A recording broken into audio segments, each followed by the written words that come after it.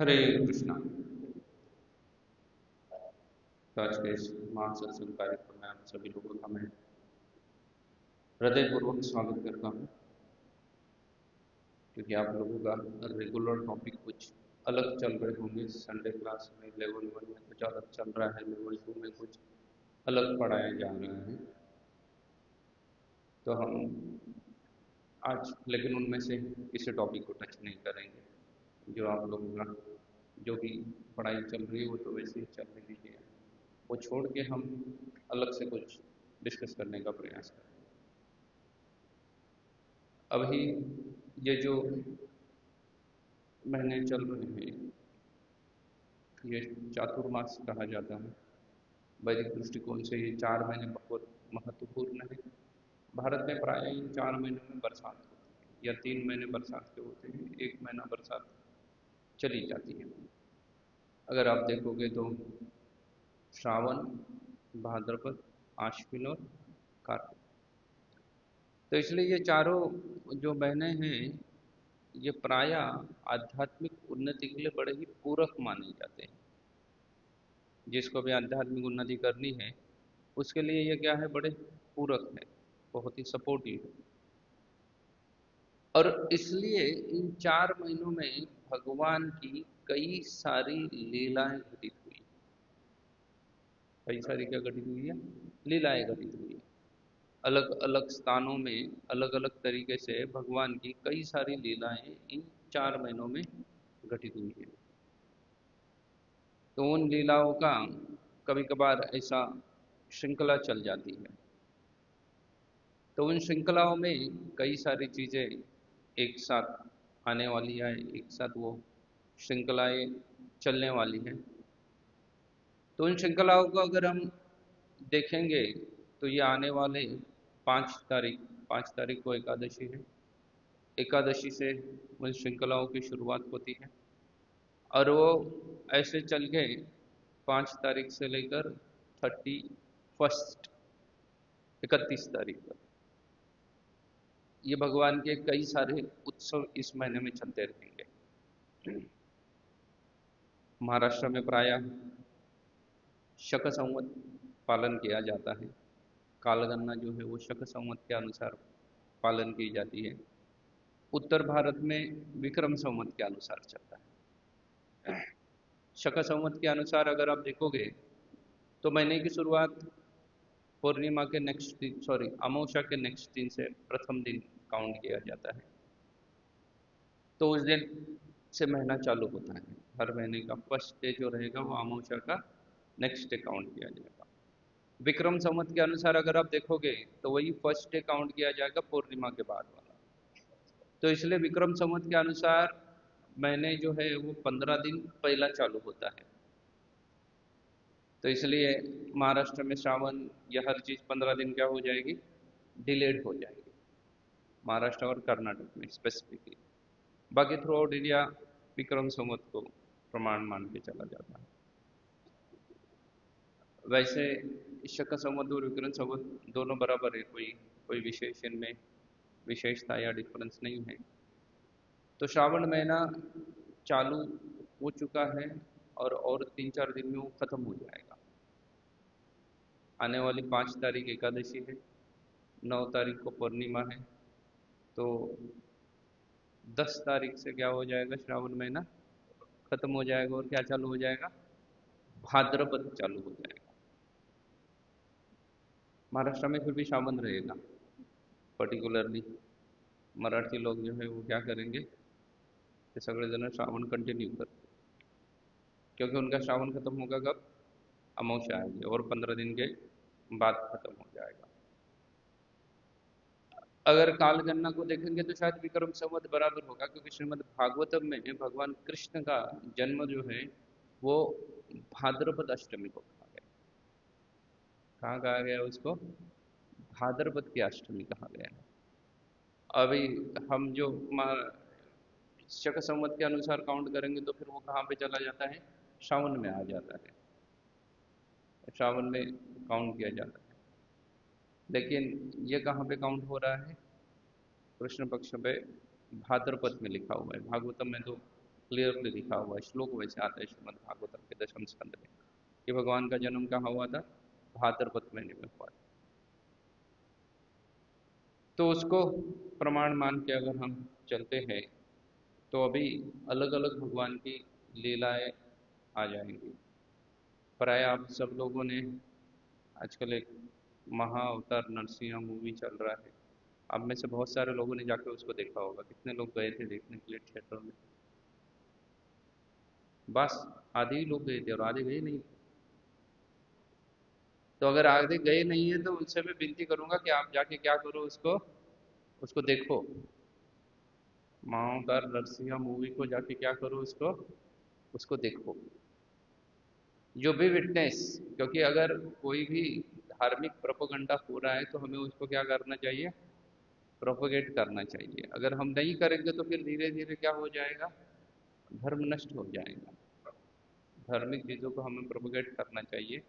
अगर हम नहीं करते हैं तो वही चीज़ें क्या हो जाती है, नष्ट प्राय हो जाती है, वो चीज़ें नष्ट हो जाएंगी। इसलिए आप लोग जाइएगा। मैंने पहले तो सोचा कि मैं नरसिंह भगवान के ऊपर चर्चा करूंगा, लेकिन फिर मैंने देखा कि जन्माष्टमी के पहले या यह हमारा लास्ट सत्संग होगा, इसके बाद दो दो सैटरडे ऑलमोस्ट छुट्टी रहेगा। संडे वालों को तो हो जाएगा लेकिन सैटरडे वालों का नहीं हो पाएगा, क्योंकि अगले सैटरडे बलराम जयंती है, तो फेस्टिवल का दिन है। और उसके नेक्स्ट सैटरडे जन्माष्टमी। तो जन्माष्टमी की सैटरडे आ रही है तो उस दिन नहीं होगा। उसके पहले वाले सैटरडे बलराम जयंती है तो उस दिन नहीं होगा। उसके बाद हो जाएगा। उसके बाद फिर 15 के 16 के बाद सैटरडे आएगा, आई थिंक कब आ रहा है, 22 23, तो उस दिन होगा सत्संग। तो भगवान के अवतार, भगवान कृष्ण प्रकट हुए थे या बलराम जी प्रकट हुए। बलराम पूर्णिमा जो पूरे भारत में रक्षाबंधन के नाम से जानी जाती है, वो मूलतः बलराम पूर्णिमा। ये रक्षा कवच अच्छी चीज़ है, लेकिन कहाँ से आया, शास्त्र में इसका कोई कहीं पे वर्णन नहीं आता है ज़्यादा, लेकिन बलराम पूर्णिमा को तो वर्णन आता है। तो उसके भगवान बलराम जी उस दिन प्रकट हुए। उसके कुछ समय के पश्चात, एक हफ्ते बाद क्या आता है, जन्माष्टमी आती है। भगवान कृष्ण प्रकट हुए थे। भगवान भगवत गीता में कहते हैं, भगवत गीता के 4थे अध्याय में भगवान कहते हैं, जन्म कर्म च मे दिव्यम यो नो वेति तत्वतः तत्वा देहम पुनर्जन्म नैति मामेति सो अर्जुन। भगवान कहते हैं कि मेरा जन्म और मेरा कर्म दोनों भी कैसे हैं, दिव्य है। ये दोनों दिव्य है। बोले मेरा जन्म भी दिव्य है और इसके साथ साथ मेरा मेरा कर्म भी दिव्य है। जन्म कर्म च मे दिव्यम। और बोले इन चीजों को जो तत्वतः समझता है, इन दोनों चीजों को कैसे समझता है व्यक्ति, तत्वतः अगर समझता है तो क्या होगा, उसका पुनर्जन्म न विद्यते, उसका पुनर्जन्म नहीं होगा। वो खुद से यहाँ नहीं आएगा। जन्म कर्म च मे दिव्यम योनो वेति तत्वता तत्वा देहम पुनर्जन्म। उसको फिर से देह नहीं धारण करना पड़ेगा। ये क्या है, देह धारण करना बड़ा बड़ा कठिन सा चीज है, क्योंकि देह हमेशा क्या दे रहा है, व्यक्ति को दुख देता है। इसको बहुत संभालना पड़ता है, लेकिन उसके बावजूद भी ये क्या प्रदान करेगा, दुख प्रदान करेगा। जितना भी इसको संभालो, लेकिन ये प्रदान तो क्या करने वाला है, दुख प्रदान करने वाला है। इसलिए इस देह को बोले भगवान कृष्ण धारण नहीं करना पड़ेगा। तत्वा देहम पुनर्जन्म, पुनश्च उसका जन्म नहीं होगा। भगवान अर्जुन को बोल रहे हैं कि आप इसकी घोषणा करो, पुनश्च किसका जन्म नहीं होने वाला है, जो मेरे जन्म और कर्म के रहस्य को समझ ले, उसको क्या करे, उसको जान ले, मेरे जन्म और कर्म के रहस्य को, उसका पुनश्च जन्म नहीं होता है। अभी उनके जन्म और कर्म के रहस्य को जानने से अच्छा है, अभी रहस्य को जानना है तो क्या करना पड़ेगा, उनके जन्म और कर्म के कारण को जानना पड़ेगा। भगवान भगवत गीता के उसी 4th अध्याय में अपने जन्म के क्या कहते हैं, कारण बोलते हैं। 3 कारण बोलते हैं। भगवद गीता में भगवान अपने जन्म के लिए कितने कारण बोलते हैं? 3 कारण बोलते हैं। यदा यदा हि धर्मस्य ग्लानिर्भवति भारत अभ्युत्थानम अधर्मस्य तदात्म्यहम् सृजाम्यहम्। अच्छा, यही श्लोक फिर से दोहराते हैं। परित्राणाय साधूनां विनाशाय च दुष्कृता धर्म संस्थापनार्थाय संभवामि युगे युगे। 3 कारण बोल दिए भगवान ने। परित्राणाय साधूनां, बोले मैं साधु की रक्षा करने के लिए प्रकट होता हूँ। विनाशाय च दुष्कृता, बोले दुष्कृति जो कर रहे हैं, जो गलत कार्य कर रहे हैं, उनके विनाश के लिए मैं प्रकट होता हूँ। धर्म संस्थापनार्थाय संभवामि युगे युगे, बोले और किसके लिए मैं प्रकट होता हूँ? धर्म की स्थापना करने के लिए मैं प्रकट होता हूँ। तो उसके साथ साथ बोले मैं धर्म की स्थापना स्वयं स्वहस्ते करने के लिए मैं प्रकट हो जाता हूँ। अच्छा चलो, 3 ही कारण है क्या भगवान के? तो आचार्यगण कहते हैं कि बोले ये तो सब एक्सटर्नल रीजन है। ये कैसे है? एक्सटर्नल रीजन है। कुछ कुछ आचार्य कहते हैं कि इसमें से एक रीजन खाली इंटरनल है, बाकी 2 जो है वो एक्सटर्नल है। बोलते हैं कि परित्राणा ये साधुनम जो है वो क्या है? वो इंटरनल कारण है, अंतर्गत कारण है। और विनाशाय च दुष्कृता धर्म संस्थापना, ये सब क्या है? बोले ये एक्सटर्नल चल रहा है। ये एक्सटर्नल कारण है, ये मूल कारण है ही नहीं। देखो, कोई भी इंटरनल कारण होता है ना, उसको व्यक्ति खोलता नहीं है, खोल के नहीं बोलता है। अगर आप कोई भी कार्य करने जाओ तो आपको क्यों करना है वो कार्य, ये आप आपको बताओगे नहीं, इंटरनल कुछ अलग रहेंगे। समाज को बताने के लिए आप अन्य कुछ कारण उनके साथ जोड़ दोगे, लेकिन जो मूल कारण है वो बता पाओगे? नहीं बताते हैं। तो इसलिए भगवान इंटरनल कारण सिर्फ एक ही बोलते हैं और 2 एक्सटर्नल कारण बोलते हैं। लेकिन वही श्रीमद् भागवतम के प्रथम स्कंद के 8वें अध्याय में कुंती महारानी बहुत सुंदर प्रार्थना कर रही है। कुंती महारानी का एक कुंती महारानी प्रेयर्स करके क्या है, एक अलग से प्रभुपाद जी पुस्तक भी लिखते हैं ना। प्राय प्राय लोग कहते हैं कि वैदिक संस्कृति में स्त्रियों का सम्मान नहीं किया जाता है, लेकिन श्रीमद् भागवतम में जो पहली प्रार्थना बोली जा रही है वो किसके द्वारा बोली जा रही है? वो एक स्त्री के द्वारा बोली जा रही है। कुंती महारानी क्या कर रही है? प्रार्थना कर रही है, और वो प्रथम प्रार्थना है उसकी। उस प्रार्थना में वो भगवान के अवतरण के कारण बोलती है आखिरी आखिरी में 1.8.32 से 35 तक। प्रथम अध्याय के प्रथम स्कंद के 8वें अध्याय के 32वें नंबर श्लोक से लेकर 35 नंबर श्लोक तक लगभग लगभग 4 श्लोकों में वो कारण देती है। उन कारणों में वो एक विशेष कारण देती है भगवान के।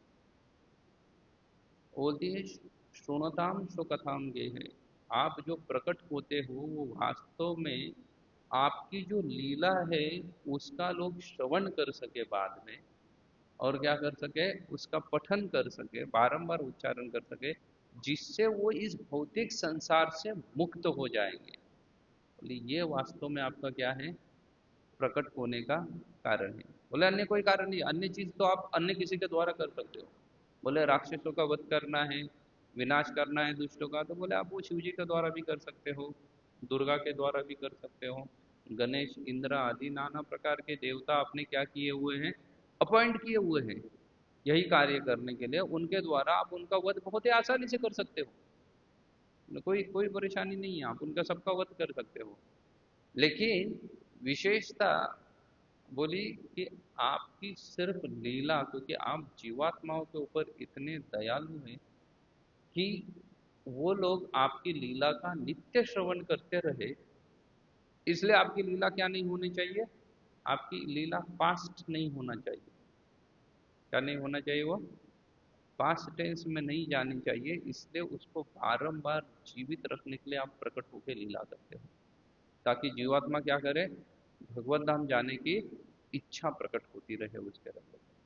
अभी हम बोलेंगे अभी भगवान तो 5000 साल पूर्व आए थे, तो पास्ट ही हो गया।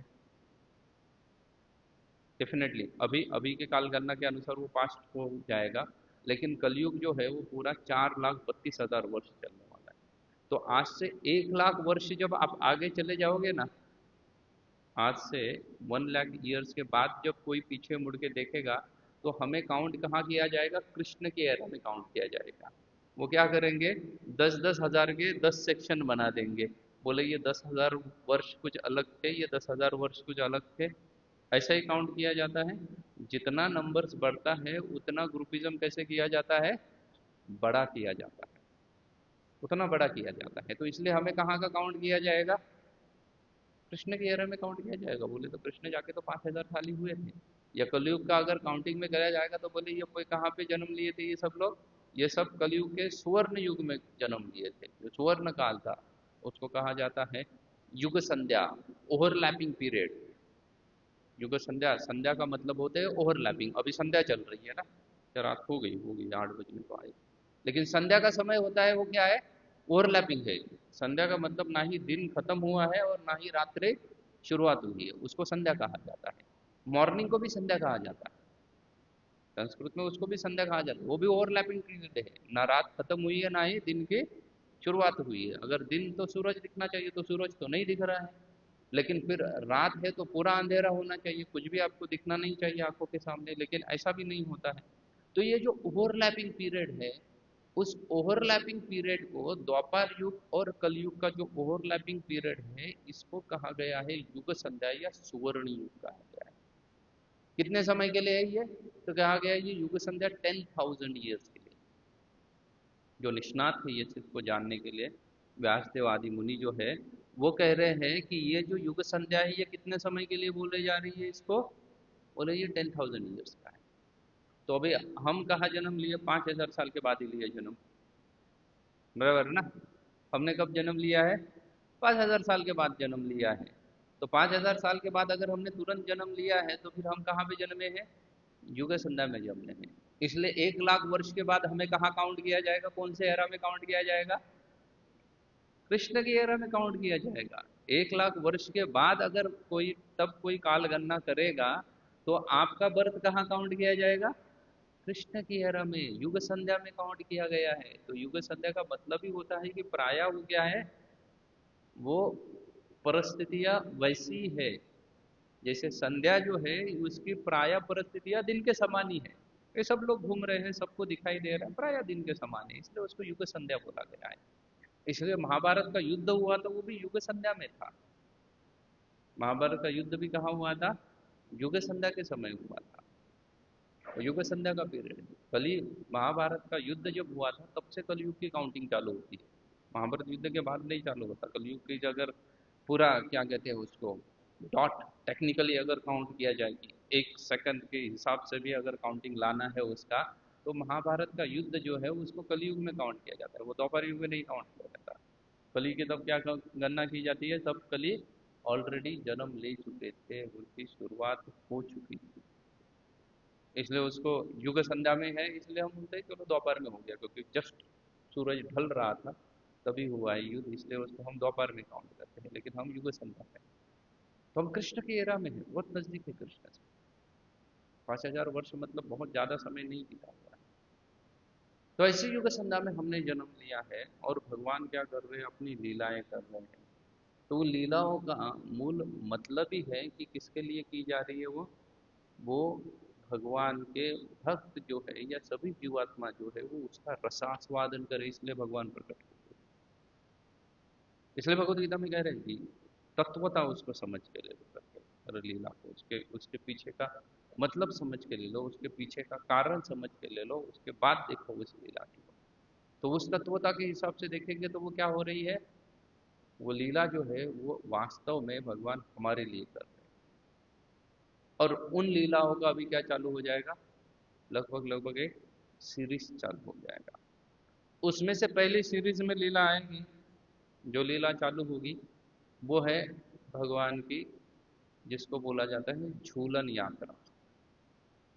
तो ये झूलन क्या है, कहाँ से आ गया, क्यों किया जा रही है यात्रा? ये झूलन 5 तारीख से चालू हो रहा है। 5 तारीख को एकादशी है और वहाँ से लेकर वो पूर्णिमा तक चलेगा, तो वो 9 तारीख तक चलेगा। अभी टेक्निकली वो 4 ही दिन हो रहे हैं, वो इंग्लिश कैलेंडर के हिसाब से। आप आप मुहूर्त आदि में काउंट करने जाओगे तो वो कितने दिन खत्म हो रहे हैं? 5 दिन खत्म हो रहे हैं, क्योंकि एकादशी 5 को नहीं, 4 तारीख को दोपहर में ही चालू हो रही है एकादशी। तो इसलिए वहाँ से काउंट किया जाएगा। हम लेकिन फास्टिंग कर रहे हैं, वो कहाँ का कर रहे हैं, 5 तारीख का कर रहे हैं, उसके कुछ अलग कारण है, हम वैसा क्यों फास्टिंग कर रहे हैं, लेकिन वो चालू पहले से हो रही है।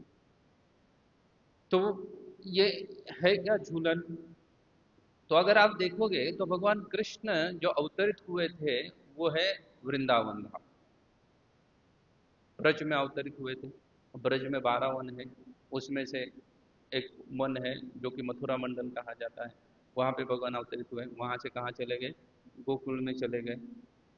तो भगवान वहां अवतरित हुए थे।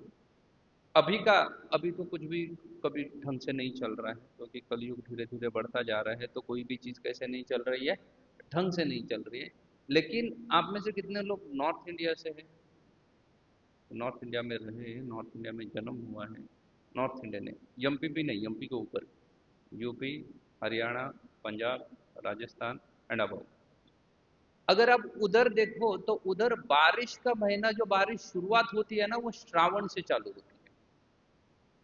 कहाँ से चालू होती है वो, श्रावण से चालू होती है। महाराष्ट्र में 1 महीना पहले चालू होती है, ज्येष्ठ से यहाँ पे चालू होती है।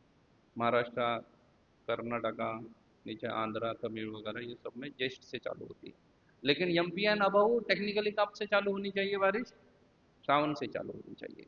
इसलिए आप जितने भी फिल्मी गाने देखोगे बरसात का गुणगान कर रहे हैं या बरसात को ग्लोरीफाई कर रहे हैं, वो सभी फिल्मी गानों में श्रावण महीना कंपलसरी रहेगा।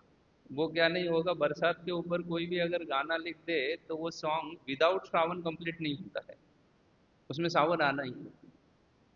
क्योंकि मेजोरिटी मेजोरिटी राइटर्स कहाँ से है वो अपर उधर से है, नॉर्थ इंडिया से है, तो वो कहाँ किसको ले रहे हैं, सावन को ले रहे हैं, क्योंकि सावन से बारिश चालू होती है वहाँ पे।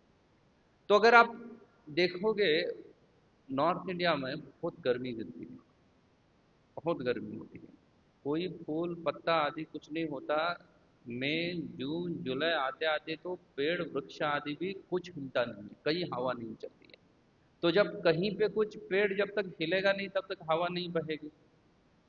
हवा की बहाव के लिए किसके हिलने की आवश्यकता है, पेड़ के हिलने की आवश्यकता है। या अगर हवा नहीं बह रही है तो पेड़ भी नहीं हिलेगा, दोनों वाइस वर्सा है। पेड़ भी हिलना जरूरी है तो हवा बहेगी, हवा नहीं बहेगी तो पेड़ नहीं हिलेगा, वाइस वर्सा है। तो उस परिस्थिति में गर्मी से बचने के लिए क्या करो, सबसे बेस्ट तरीका है कि क्या करो, खुद को हिलाओ। अगर पेड़ नहीं हिल रहा है तो झूला लटका दो और क्या करो, खुद झूलने लगो, ताकि गर्मी से राहत मिल जाए। इसलिए सावन के झूले ये नॉर्थ इंडिया में कंसेप्ट है। सावन में अभी नहीं है, अभी तो क्या घर में झूला बनते हैं और साल भर झूलते रहते हैं लोग। लेकिन तब ऐसी नहीं थी परिस्थिति, तब प्राय क्या किया जाता, इट्स अ फेस्टिवल। झूला बांधना ये क्या हुआ करता था, उत्सव हुआ करता था। हर किसी के घर में पीपल में पेड़ पे या नीम के वृक्ष के ऊपर झूला बांधा जाता है, ये फेस्टिवल हुआ करता था। अभी अभी ऐसा होता नहीं है, क्योंकि ना पीपल रहा ना नीम रहा, दोनों नहीं रहे हैं। तो इसलिए झूला भी कहाँ लटकाएंगे लोग, क्या करेंगे, सब वो परिस्थितियां नहीं रही है। लेकिन पहले ये झूला आंगन में लटकाने का क्या हुआ करता था, ये फेस्टिवल हुआ करता था। प्राय भारत में, सभी भारत में गर्मी जैसे ही चालू हो जाती तो लोग क्या लगाना चालू करते थे, गर्मी जैसे जैसे बढ़ती जाएगी तो लोग झूला लगा देते थे। तो यही परिस्थिति 5000 ईयर बैक भी ऐसी ही थी। और तब भगवान कृष्ण, राधा रानी या अन्य गोप क्या करते थे, झूले पे बैठते थे और उनको क्या किया जाता था, झुलाया जाता था। तो अभी पूरा सावन में तो हम नहीं लगा सकते हैं, तो हमने क्या कर दिया, उसको कॉम्पैक्ट कर करके 5 दिन के लिए रख दिया कि भाई पूर्णिमा के बाद से बारिश चालू हो जाएगी या सावन खत्म होने को आएगा, तो सावन के आखिरी आखिरी में क्या करो, झूला बांधो। अगर आप ट्रेडिशनल टेम्पल में जाओगे तो बहुत सारे मंदिरों में पूरे महीना भर चलता है, सावन चालू हो गया तब से लेकर सावन के अंत तक क्या किया जाता है, झूलन यात्रा चलती रहती है। लेकिन हम इस्कॉन में क्या करते हैं, फिर उसको उसको 5 दिन ही करते हैं। जब सावन के आखिरी के 5 दिन है, प्राय 5 दिन मतलब सावन के आखिरी के 5 दिन, क्योंकि पूर्णिमा से, पूर्णिमा का नेक्स्ट डे से दूसरा महीना चालू हो रहा है, भाद्रपद चालू हो रहा है, तो उसके आखिर के 5 दिन हम क्या कर रहे हैं, झूला लगा रहे हैं। इसलिए झूलन यात्रा। झूलन के बारे में शास्त्र में कई सारे जगह पे वर्णन आता है। अगर भगवान को आप झुलाते हो, भगवान बैठे हैं और आप उनकी सेवा करते हो, उससे क्या हो जाता है, भगवान को ठंडक महसूस होगी। भगवान को झूलेंगे ना तो हवा लगेगी, भगवान को ठंडक महसूस होगी, उससे भगवान प्रसन्न हो जाएंगे। तो फिर आप जो ये 84 लाख योनियों में पेंडुल की तरह झूल रहे हो ना, हम सब पेंडुलम की तरह झूल रहे हैं, यहाँ से वहाँ, वहाँ से है, ऑल 84 लाख स्पेसिस में झूल रहे हैं। उससे क्या हो जाएंगे, उससे व्यक्ति बहुत ही आसानी से मुक्त हो जाएगा, अगर वो क्या करता है, भगवान को झूले में झुलाता है तो। इसलिए हम भी झूलन मना रहे हैं इस मंदिर में। 5 तारीख से चालू हो जाएगा, एकादशी के दिन। हम बैठे हुए एग्जैक्टली इसके ऊपर एक पंडाल लगा हुआ है, अगर आपने दर्शन लिया होगा तो आपके लेफ्ट हैंड साइड में एक पंडाल लगा हुआ है, उसी में झूलन लगेंगे। वहाँ पे भगवान का क्या किया जाएगा, झूले में बिठाया जाएगा और भगवान को क्या किया जाएगा, झूले में झुलाया जाएगा वहाँ पे। तो आप सभी लोगों से विनती है कि आप पाँचों दिन आ जाओ, बेस्ट। अगर 5 दिन नहीं आ पाते हो तो क्या करो, कम से कम किसी एक दिन आके भगवान को झूले में झुलाने का प्रयास कीजिएगा, आपको सबको मौका दिया जाएगा। तो आप टर्न बाय टर्न, जब भी आपका टर्न आएगा तो आप क्या कर सकते हो, भगवान को झूले में झुला सकते हो। ये यहाँ से उत्सव की शुरुआत होती है। उसके तुरंत 4 दिन के बाद क्या आ रहा है, 4 दिन के बाद बलराम जयंती आ रही है, दैट इज नेक्स्ट सैटरडे। अभी शनिवार है, एग्जैक्टली नेक्स्ट सैटरडे में क्या आने वाला है, बलराम जयंती। बलराम जयंती को भगवान बलराम का क्या हुआ था, प्राकट्य हुआ था। भगवान बलराम का क्या हुआ था, प्राकट्य हुआ था बलराम जयंती के दिन। भगवान बलराम जी जो कि क्या है, प्रभुपाद को जो पूछा गया that what is difference between Krishna and Balram, Prabhupada ने एक प्लेन आंसर दिया था। प्रभुपाद बोले, Krishna is black Balram and Balram is white Krishna. Prabhupada ने क्या बोल दिया था, बोले कृष्ण जो है वो क्या है, काले बलराम जी है, वो बलराम जी जो क्या है, वो सफेद या व्हाइट क्या है, कृष्ण है। बोले उनमें दोनों में ज़्यादा फर्क नहीं है। हम प्रायः कहते हैं कि कृष्ण पूर्ण पुरुषोत्तम भगवान है और बलराम जी जो है वो सेवक भगवान है। भगवान की सेवा में जितनी सारी वस्तुओं का उपयोग किया जाता है वो सभी वस्तुएं कहाँ से आती है, तो बलराम जी से आती है। उसको बलराम का एक्सपांशन कहा जाएगा, उनका विस्तार कहा जाता है। वो बलराम जी का क्या है, वो सभी का सभी विस्तार है, स्वयं बलराम का वो पूरा विस्तार है। तो ऐसे भगवान है। भगवान कृष्ण और बलराम के जन्म में सिर्फ 8 दिन का क्या है, फर्क है। फिर कितना दिन का फर्क है, 8 दिन का। बलराम जी 9 तारीख को जन्म ले रहे हैं, कृष्ण 16 तारीख को जन्म ले रहे हैं। टेक्निकली देखा जाए तो वो 8 दिन होता है, पूर्णिमा से लेकर अष्टमी तक वो 8 दिन का फर्क है। कुछ कुछ लोगों की ये गलत धारणा है कि वो सोचते हैं कि शायद बलराम जी 1 साल बड़े हैं कृष्ण से। ऐसा नहीं है, बलराम जी सिर्फ कितना बड़े हैं कृष्ण से, जस्ट 8 days, दैट सेट। सिर्फ 8 दिन वो क्या है, कृष्ण से बड़े हैं। 8 दिन पूर्व उनका जन्म हुआ, उसके बाद 8 दिन के बाद कृष्ण का जन्म हुआ। आपने अगर देखा होगा, कृष्ण बुक में पढ़ा होगा, तो वो जब कृष्ण और बलराम कहाँ थे, नंद बाबा के वहाँ पे थे, तो उनका दोनों का नामकरण एक ही साथ किया गया था। पता है आपको किसने किया था उनका नामकरण, किसने किया था? हम्म, गर्ग मुनि ने किया। तो उन्होंने क्या किया था, एक ही दिन किया था। अभी 1 साल जो पहले जन्म लिया उसका तो 1 साल पहले होना चाहिए था नामकरण। उसका नाम तो 1 साल तक क्या बुलाएंगे उसको, चिंटू पिंटू तो नहीं तब बुलाएंगे, अभी तो कुछ भी बुला लेते हैं। लेकिन तब तो ऐसा कुछ नहीं होगा परिस्थिति। तो 1 साल पूर्व जिसका जन्म हुआ उसको तो क्या किया गया जाना चाहिए, 1 साल पहले ही उसका नामकरण होना चाहिए, तो फिर उनको क्यों रखा गया। हम इसके बारे में कभी सोचते नहीं है, क्योंकि हमें ना शास्त्र से कुछ पढ़ा गया नहीं है। पहले तो हम पढ़ते ही नहीं है उसको, कभी भी भागवतम भगवत गीता आदि को उठा के हम पढ़ते नहीं है।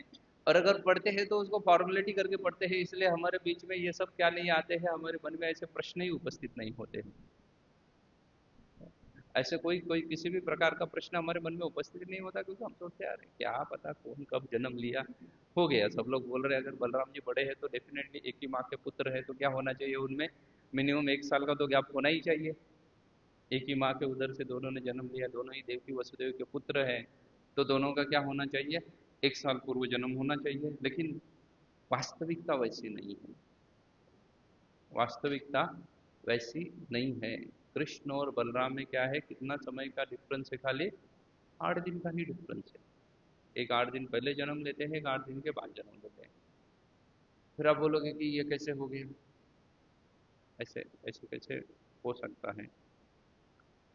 तो देखिए, वसुदेव और देवकी को कृष्ण ने क्या, सॉरी, इन्होंने क्या किया था, कंस ने कारागृह में डाल दिया, बंदी गृह, जेल में डाल दिया। लेकिन वो जेल में डालने का मतलब ऐसा नहीं कि they are behind the bars. एक होता है जो सलाखों वाला जेल होता है, उसके पीछे नहीं थे वो लोग। तो कैसी परिस्थिति थी, तो वो लोग थे, उसको क्या कह सकते हैं, आज आजकल भी ऐसा लिखा जाता है, उसको नजर नजर कैद कहते हैं। They are under surveillance. वे अंडर सर्विलेंस है ना, ये सब क्या है, आप कहाँ पे हो, कैद में हो। लिखा जाता है ना सीधा, आप किसी भी बिल्डिंग में एंट्री करो तो लिखा जाता है दैट है, और क्या है, आप सीसीटीवी के सर्विलेंस में हो करके। तो वो भी, ये ऐसा भी एक प्रकार का जेल है। आजकल वैसा नहीं होता है, लेकिन पूर्व काल में होता था अपने प्रति, अभी अभी भी होता है ऐसा। अभी भी अंडर सर्विलेंस वाला कंसेप्ट अभी भी है। अभी भी कभी कभी कुछ कुछ लोगों को बोला जाता है कि भाई विदाउट प्री विदाउट परमिशन आप देश छोड़ के नहीं जा सकते। ऐसा कुछ कुछ लोगों को करती है, कोर्ट ऐसा डिसीजन देता है उनको कि भाई आप देश छोड़ के नहीं जा सकते, उसका पासपोर्ट सीज किया जाता है, वो यूज इस्तेमाल नहीं कर सकता उसका, वो देश छोड़ के नहीं जा सकता। कभी कभी शहर छोड़ के जाने के लिए भी मना किया जाता है। कुछ कुछ लोगों तो बोला जाता है कि भाई तुमको ये शहर छोड़ के जाना है तो आपको जाके पहले क्या करना पड़ेगा, पुलिस को इन्फॉर्म करना पड़ेगा। कुछ कुछ लोगों को ऐसे भी पनिशमेंट होती है, क्योंकि मैं तो, मेरे कई सारे मित्र हैं पुलिस डिपार्टमेंट में, तो कुछ कुछ लोग ऐसे होते हैं जिनको हर दिन शाम को जाके हाजिरी देनी है पुलिस स्टेशन में। हर दिन शाम को जाके क्या करना है, पुलिस स्टेशन में हाजिरी देनी है, जाके उनको हेलो हाई करके आना है, कुछ नहीं करना है, लेकिन हर दिन करना है उनको। तो मेक श्योर कि वो ये एरिया छोड़ के क्या नहीं गया है, कहीं बाहर नहीं गया है, वो इसी एरिया में है, ये मेक श्योर करने के लिए उसको क्या करते हैं, हर दिन बुलाते हैं हाजिरी के लिए। बोलते हैं शाम को आके तुम क्या करोगे, पुलिस स्टेशन में आके सबको हेलो हाई कहोगे, है ना, और उसके बाद घर चले जाओगे, 1 घंटा बिठाएंगे उसको, फिर छोड़ देंगे, हर दिन के लिए है वो। तो वो बंदा भी क्या है, जेल में है या आउट ऑफ जेल है वो, जो हर दिन हाजिरी लगा रहा है वो जेल में है या जेल के बाहर है, वो जेल में है, वो जेल के बाहर नहीं। भले दिख रहा है वो खुले में घूम रहा है, लेकिन वो, अभी अगर आपकी इच्छा हो गई आप पूना चले जाओ और 2 दिन के बाद आ जाओ, आप चले जा सकते हो, लेकिन वो नहीं जा सकता है, क्योंकि उसको हर दिन आके क्या करना है, वहां पे हाजिरी देनी है। तो वो क्या है, वो जेल में है, इसको ये अंडर सर्विलेंस या ये नजर कैद की तरह है। तो कभी कभार कुछ कुछ लोगों के स्थानबद्ध किया जाता है, पॉलिटिकल में आपने ये सब शब्द सुने होंगे, स्थानबद्ध किया जाता है। स्थानबद्ध मतलब तुम्हारे घर से तुम बाहर नहीं निकलोगे, हम बाकी सब तुम्हारे घर में आएंगे, तुमको मिलेंगे वगैरह, वो सब चलेगा, लेकिन तुमको घर से बाहर निकलना क्या है, मना है। ये स्थानबद्धता होती है। वैसे भी स्थानबद्धता होती है, ब्रिटिश समय में तो बहुत सारे गांधी तिलक आदि को स्थानबद्ध किया जाता था।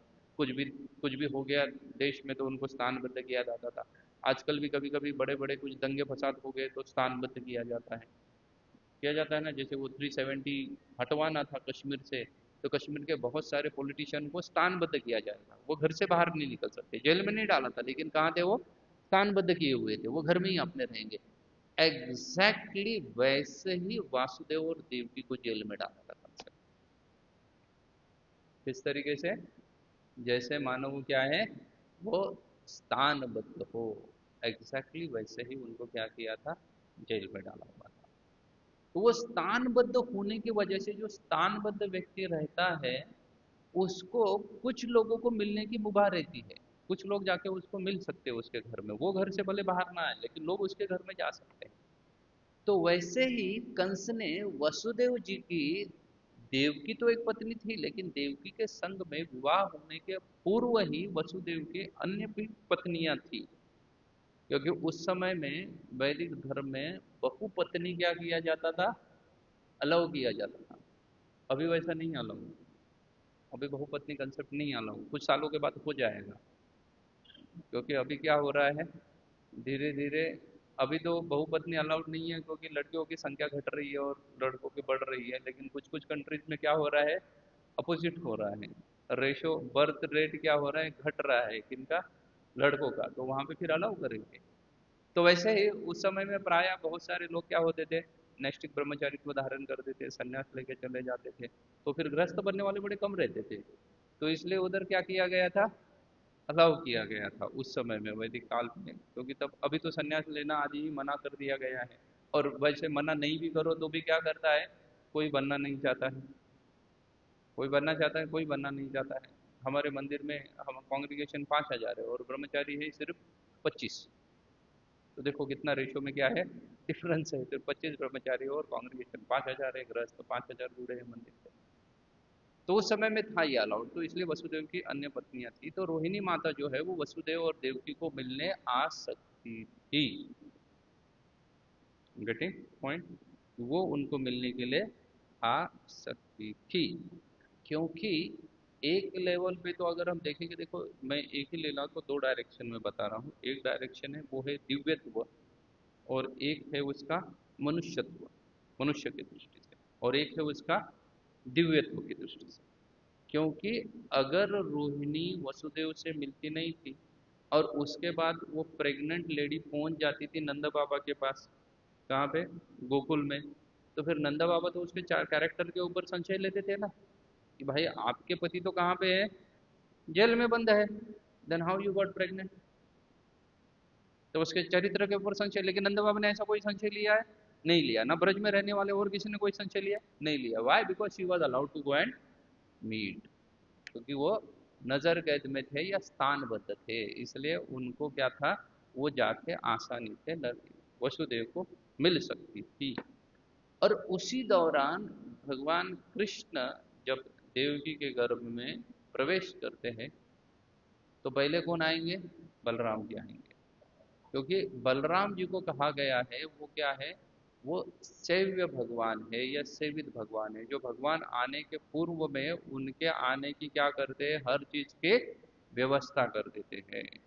जैसे जैसे कहीं पे चीफ प्राइम मिनिस्टर आने वाला है या राष्ट्रपति आने वाला है, तो उसके पहले एक दल आता है, वो हर चीज को देख के जाएगा। बस अभी वो आने ही वाले आधा घंटे में, तभी भी आगे क्या किया जाएगा, वो आगे सब चीजों का फिर से चेकिंग किया जाएगा, सब चीजें प्रॉपर है ना, हर चीज पूरा पूरा, वो पीने वाला पानी कौन से ग्लास से पिएगा, ये हर चीज पहले देखी जाएगी। और उसके बाद वो क्या हो जाएंगे, वो प्रकट हो जाएंगे। अभी भगवान प्रकट हो रहे तो एक व्यक्ति को तो साथ में लेके ही आ सकते हैं, या पहले भेज सकते हैं।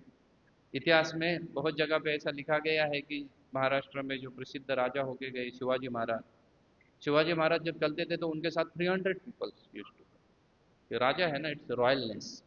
तो शिवाजी महाराज चलते थे, उनके साथ कितने लोग जाते थे, 300 लोग जाते थे उनके संग में। तो शिवाजी को एक बार औरंगजेब ने कैद किया था आगरे के किले में, तो 300 लोगों के साथ कैद किया था, क्योंकि 300 लोग गए थे उनके साथ। तो अभी वो तो भौतिक संसार में हुआ है, दो शिवाजी इज ग्रेट, लेकिन वो तो भौतिक संसार का राजा है। तो फिर अभी सोचिए कि साक्षात जब भगवान प्रकट होने वाले हैं, तो कितने लोगों के साथ आना चाहिए, मिनिमम एक व्यक्ति तो पहले आएगा ना, सब देखने के लिए, and that much is enough.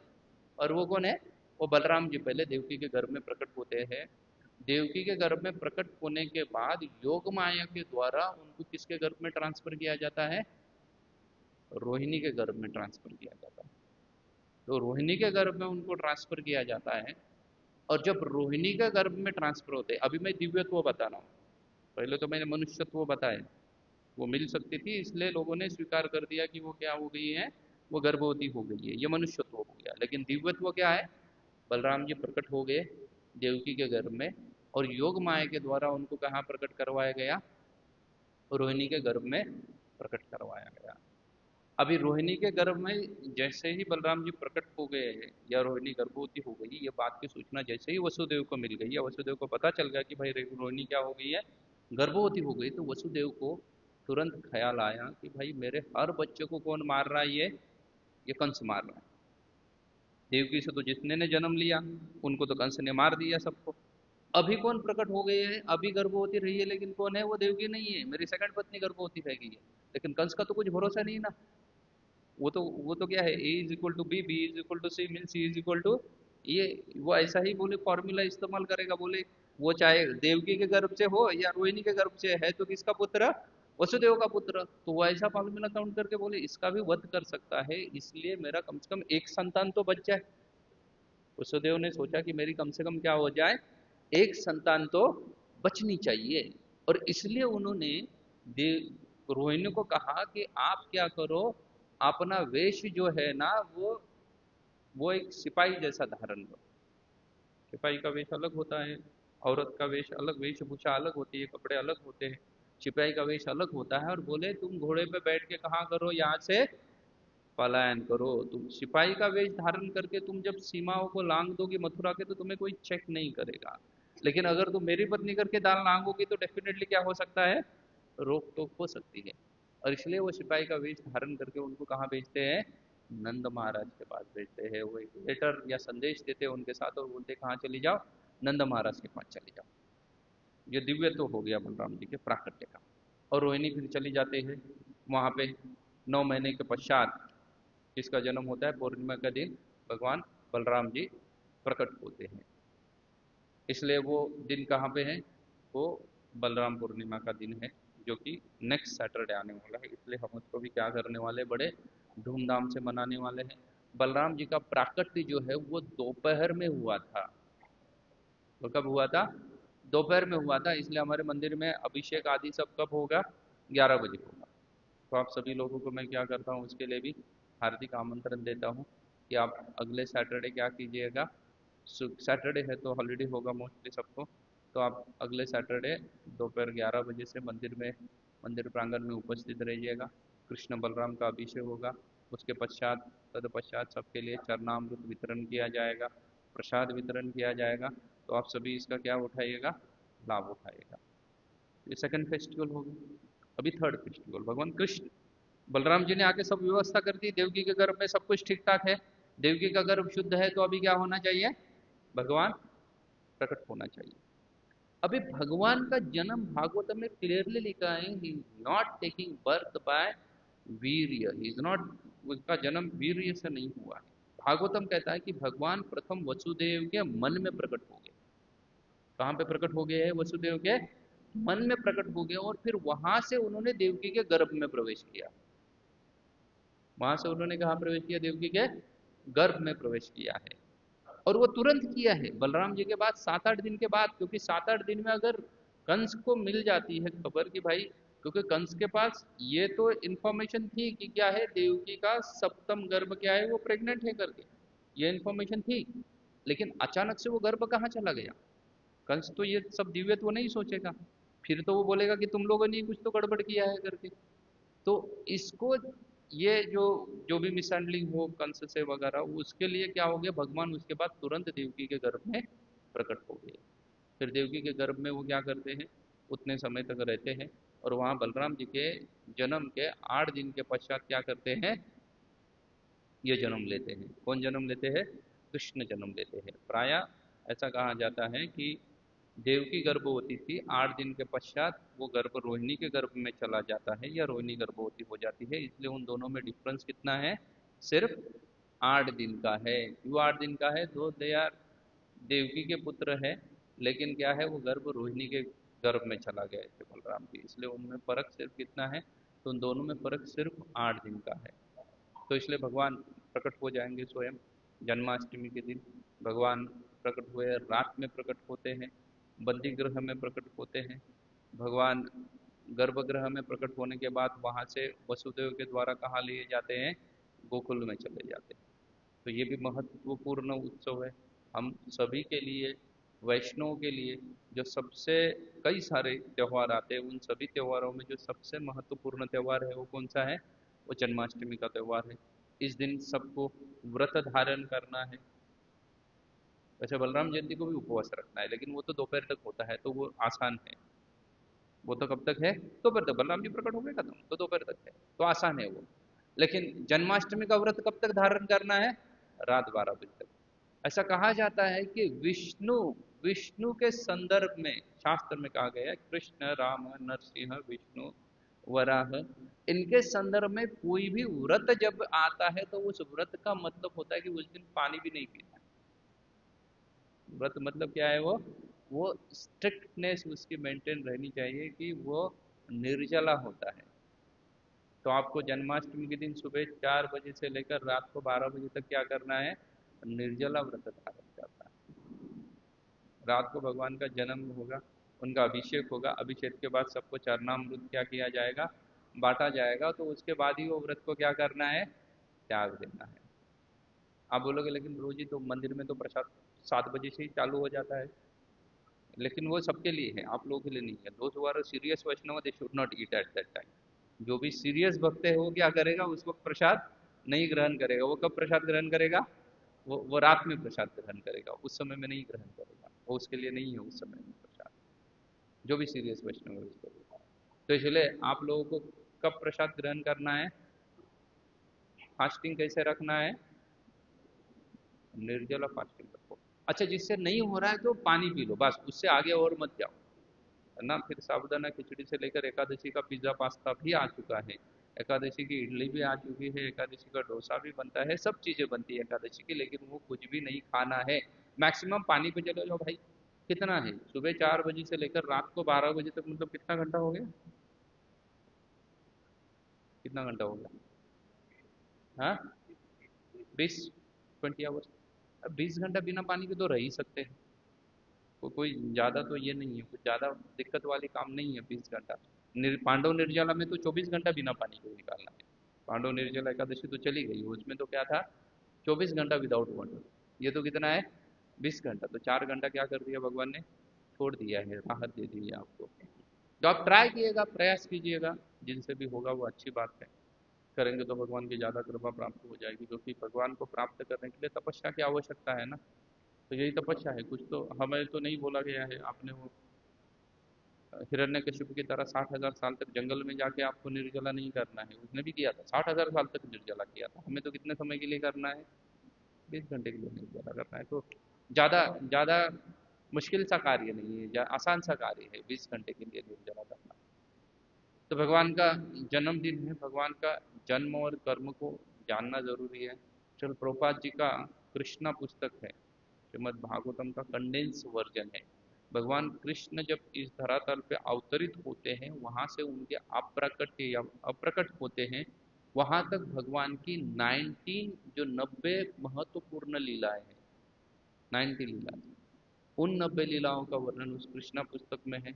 आपके पास होगा तो बहुत अच्छी बात है, नहीं है तो यू परचेस्ट इट, और क्या करो, उसका उसका अध्ययन करो। भगवान के प्रकट से लेकर पूरा महाभारत के युद्ध तक सब लीलाएं क्या की गई है उसमें, उसमें उन लीलाओं का बहुत सुंदर तरीके से प्रभुपाद जी बहुत ही रस भरित उसका वर्णन करते हैं। आप उसको क्या कर सकते हो, सुन सकते हो, उन लीलाओं को सुन सकते हो। तो ये है जन्माष्टमी का उत्सव। जन्माष्टमी के नेक्स्ट डे श्री प्रभुपाद जी का आविर्भाव होता है। श्री प्रभुपाद जी का तिथि अनुसार जो बर्थडे है वो कब है, जन्माष्टमी के दूसरे दिन है। तुरंत ही जन्माष्टमी के दूसरे दिन प्रभुपाद का आविर्भाव है। तो प्रभुपाद जी जिनके वजह से हम सब लोग यहाँ से हैं, अगर प्रभुपाद ना होते तो हम अपने अपने अपने अपने स्थान में क्या करते, अलग अलग कार्य करते रहते। ना मैं यहाँ रहता, ना आप लोग यहाँ रहते, कोई यहाँ पे नहीं रहता था। हम सबको एक साथ जोड़ने के लिए जो ग्रेविटेशनल फोर्स है, वो फोर्स कौन है, शिल प्रभुपाद जी है। कृष्ण होते थे, लेकिन प्रभुपाद ना होते तो हम यहाँ नहीं होते थे। हर कोई कृष्ण भक्त भी बनता था तो अपने अपने तरीके से अपने अपने एरिया में कहीं पे जुड़ जाता था। लेकिन हम सबको एक जगह पे जो ग्रेविटेशनल फोर्स जो है वो कौन है, विष्णु प्रभुपाद जी है। उनके वजह से हम सब लोग एक दूसरे से जुड़े हुए हैं। प्रभुपाद जी इस संस्था के संस्थापक आचार्य हैं। उन्होंने इस संस्था को स्थापित किया है, जिसकी वजह से हजारों लाखों लोगों तक क्या पहुंच गया है, कृष्ण भक्ति पहुंच गई है। भारत भर में या पूरे दुनिया भर में वैदिक शास्त्र का प्रचार करने वाली ये एकमात्र संस्था है जो सबसे बड़ी है। बाकी संस्थाएं इसके पूर्व में भी थी, ट्राई तो उन्होंने भी किया विदेशों में जाके क्या करने का, प्रचार करने का, लेकिन उनको उतनी कामयाबी या उतनी सफलता नहीं मिली जितनी सफलता किसके पास मिली, प्रभुपाद को मिली। प्रभुपाद ने सिर्फ अपने 11 साल उनको जो मिले प्रचार करने के लिए, उन 11 सालों वर्षों में 108 से भी ज़्यादा मंदिरों का निर्माण किया। कितना, 108 से भी ज़्यादा मंदिर निर्माण किए, कई सारे गुरुकुल बनाए, कई सारे फार्म कम्युनिटीज बनाई। ये सब उन्होंने अपने अपने इन फ्रंट ऑफ 11 साल में किया। उन्हीं 11 सालों में प्रभुपाद जी ने लगभग लगभग 60 से भी अधिक पुस्तकों का क्या किया है, लेखन किया है। आज प्रभुपाद की पुस्तकें लगभग लगभग 10 करोड़ से भी ज्यादा पुस्तकें क्या की गई है, सभी भाषाओं में बांटी जा चुकी है। ये प्रभुपाद की महिमा है। प्रभुपाद जी ने अपने प्रेजेंस में 11 साल में क्या किया था, 108 मंदिरों का निर्माण किया था। उसके पश्चात 40 साल में या 45 साल में, क्योंकि 2026 में 60 साल हो जाएंगे इस्कॉन को स्थापित किए हुए, तो अभी तो 25 ही चल रहा है, तो इससे 10 साल पीछे चले जाएं तो 50 साल में प्रभुपाद ने 108 मंदिरों का निर्माण किया था। आज इस्कॉन के पूरे संसार भर में या पूरे पृथ्वी भर में लगभग लगभग 1100 सेंटर्स है, 1100 मंदिर। प्रभुपाद ने 108 स्थापित किए थे, लेकिन अभी कितने हो गए हैं, 1100 मंदिर हो गए हैं। जहाँ पे कोई एक भी इंडियंस नहीं मिलेगा उस स्थान पे भी इस्कॉन का मंदिर आपको मिलेगा।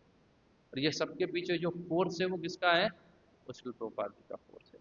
प्रभुपाद का जो सबसे बड़ा कंट्रीब्यूशन है उनके मंदिर नहीं है, that is his books. Prabhupada स्वयं बोलते बोले my contribution is my books. जिन्होंने क्या किया, पुस्तकों को, श्रीमद् भागवतम को प्रथम बार अंग्रेजी में ट्रांसलेट करने का कार्य प्रभुपाद जी ने किया।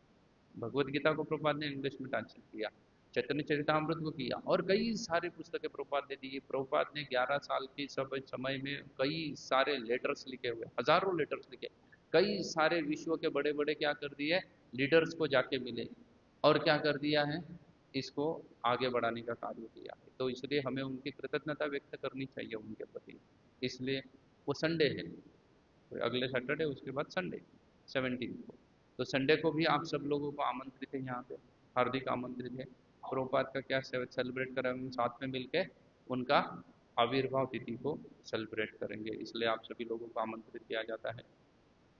और उसके बाद थोड़ा सा आपको अवसर मिलेगा, क्योंकि ये तो 3-4 फेस्टिवल तो हो गए हैं बैक टू बैक।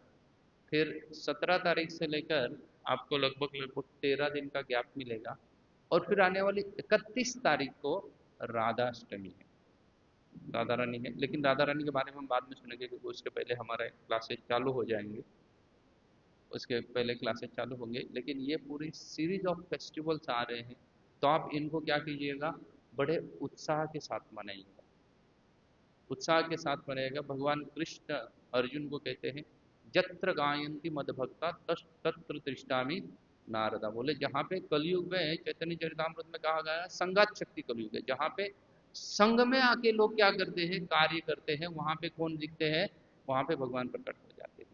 अगर आप संघ में आके भक्ति करोगे, संघ में आके सेलिब्रेट करोगे, तो फिर भगवान क्या करेंगे, वहां पे स्वयं उपस्थित हो जाएंगे। भगवान बोलते हैं कि यत्र गायंती, जहाँ मेरे भक्त क्या कर रहे हैं, कथा का श्रवण कर रहे हैं, कीर्तन आदि कर रहे हैं, वहां पे मैं क्या करता हूँ, बोले मैं वहां पे प्रकट हो जाता हूँ। इसलिए भगवान आने वाले हैं।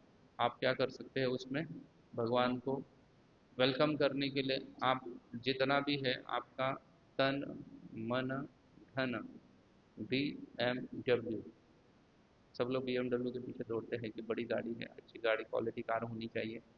Body, mind and what, soul, ना, तन मन धन, W मीन्स 12 ना। आप तन से, मन से और धन से क्या कर सकते हो, भगवान की सेवा कर सकते हो।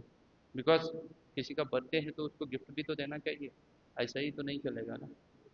तो अगर आप लोग मंदिर में भगवान कृष्ण का उस दिन 16 तारीख को अभिषेक करना चाहते हैं, तो definitely some nominal donation donation रखा हुआ है 41,000, और आपको कहाँ मिलेगा, टेम्पल हॉल में भगवान का अभिषेक करने का मौका मिलेगा। अब बोलो फ्री में क्यों नहीं रखा, फ्री में तो रख सकते हैं, लेकिन फिर 1 लाख लोगों के लिए व्यवस्था करना बड़ा मुश्किल का कार्य है। आज ही मैं पुलिस के साथ मीटिंग में बैठा था, वो तो बोल रहे थे किसी को अंदर मत लेना। बोले वन एक लाइन, सिर्फ लाइन ऐसी लगाओ कि एक ही व्यक्ति अंदर आ जाए, दो भी नहीं होना चाहिए, एक ही का लाइन चलना चाहिए। मैं बोला इससे तो बहुत दूर तक चली जाएगी, बोले जाने दो 5-6 किलोमीटर दूर तक, लेकिन लाइन से छोड़ो हर किसी को, तो बहुत सारे दिक्कतें आ जाएंगी। फिर अगर हम भगवान का अभिषेक आदि के लिए आ रहे हैं, तो we have to give him some gift. अभी आपको पता नहीं है भगवान को क्या गिफ्ट दिया जाए, लेकिन भगवान की पूरी साल भर सेवा पूजा ढंग से चलती रहे, so you can contribute if you want, this is not compulsory. वो क्या है आपके लिए, ऑप्शनल है। प्रभुपाद का भी आविर्भाव है, तो प्रभुपाद का भी अभिषेक होता है, उसका कुछ 6,000 रुपीज आई थिंक है। प्रभुपाद का अभिषेक आप कर सकते हो, तो give him as token of gift from your side. But this all things are optional, compulsory इसमें किसको भी नहीं है, लेकिन करेंगे तो अच्छी बात है, जिससे आप कुछ सेवा कर सकते हैं। आप 16 तारीख को छुट्टी रखिएगा, 15, 16, 17 3 दिन का लॉन्ग वीकेंड वैसे ही हॉलीडे है, तो आप उसका क्या कर सकते हैं, लाभ उठा सकते हैं। हरे कृष्णा। जन्माष्टमी महामहोत्सव की, श्रील प्रभुपाद की।